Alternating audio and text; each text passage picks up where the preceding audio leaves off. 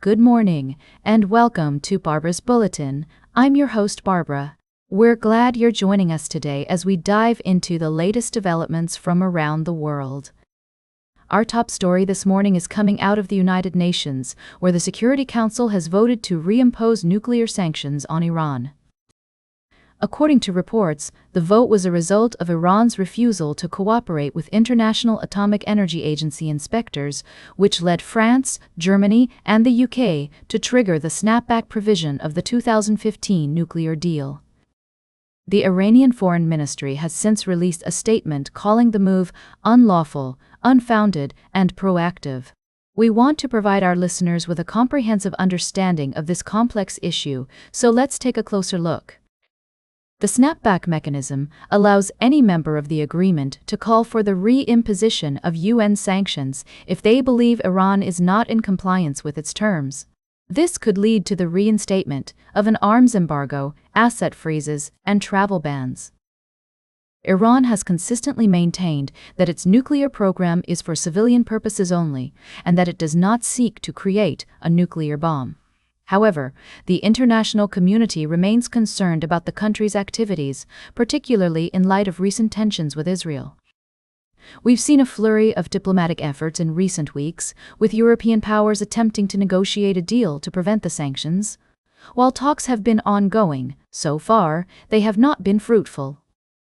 The British ambassador to the UN, Barbara Woodward, has stated that the UK remains committed to a diplomatic solution and is open to further engagements.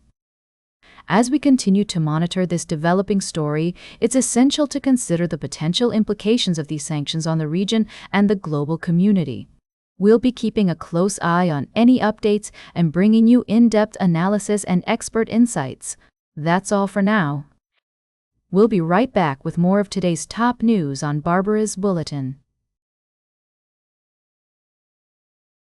Welcome back to Barbaras Bulletin. I'm your host, Barbara, and we're glad you're joining us again for this segment of our show. Today we're diving into a developing story that's been making headlines around the world. The United States has reportedly carried out a series of military strikes against alleged drug-smuggling vessels in the Caribbean. According to reports from multiple sources, including NPR and the Associated Press, President Donald Trump announced on social media that the U.S. military had conducted its third fatal strike against an alleged drug-smuggling vessel this month. The strike allegedly killed 3 people and was carried out against a vessel said to be affiliated with a designated terrorist organization. Now, we want to provide some context here.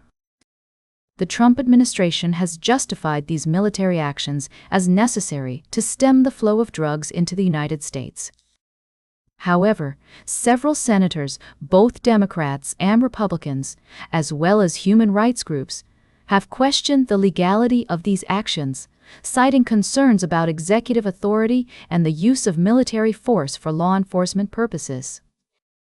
It's also worth noting that the situation is complex, with some speculating that these strikes might be part of a broader plan to influence the political landscape in Venezuela. Venezuelan President Nicolás Maduro has accused the Trump administration of using drug trafficking accusations as an excuse for a military operation aimed at regime change in his country. We want to emphasize that our goal here at Barbaras Bulletin is to provide you with accurate, unbiased information. We're committed to giving you a fair and balanced view of the story, without taking sides or promoting any particular agenda. As this story continues to unfold, we'll be keeping a close eye on developments and bringing you updates as more information becomes available. In the meantime, we encourage you to stay informed, think critically, and consider multiple perspectives when evaluating the news. Stay tuned for our final story of the day, right here on Barbaras Bulletin. Welcome back to Barbaras Bulletin. As we wrap up today's show, I'd like to bring your attention to a fascinating story that's been making waves in the world of entertainment and international relations. You may have heard about Russia's latest attempt to create its own version of the popular Eurovision song contest called Intervision. Now, for those who might be unfamiliar, Eurovision is an annual competition where countries from across Europe come together to showcase their musical talents. promoting unity and cultural exchange. However, following Russia's exclusion from the contest in 2022 due to its invasion of Ukraine, the country has decided to launch its own alternative. Intervision aims to bring together nations from the global south, including China, India, and several African countries, with the goal of strengthening cultural ties and promoting a multipolar world order. The competition is set to feature 23 countries, with acts ranging from music performances to other forms of entertainment. While some see Intervision as an opportunity for Russia to expand its cultural influence and build new alliances, others view it as a propaganda tool aimed at undermining the unity and values promoted by Eurovision. It's essential to note that the contest has been met with skepticism, particularly given the limited reach of its social media presence compared to Eurovision's massive following. As we explore this story, it's crucial to consider the broader implications of cultural exchange and international relations in today's world.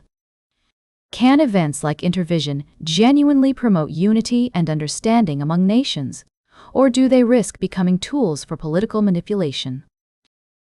These are questions worth pondering as we navigate an increasingly complex global landscape. That's all for today's Barbaras Bulletin. Remember to like, share, and subscribe. And until next time, stay engaged.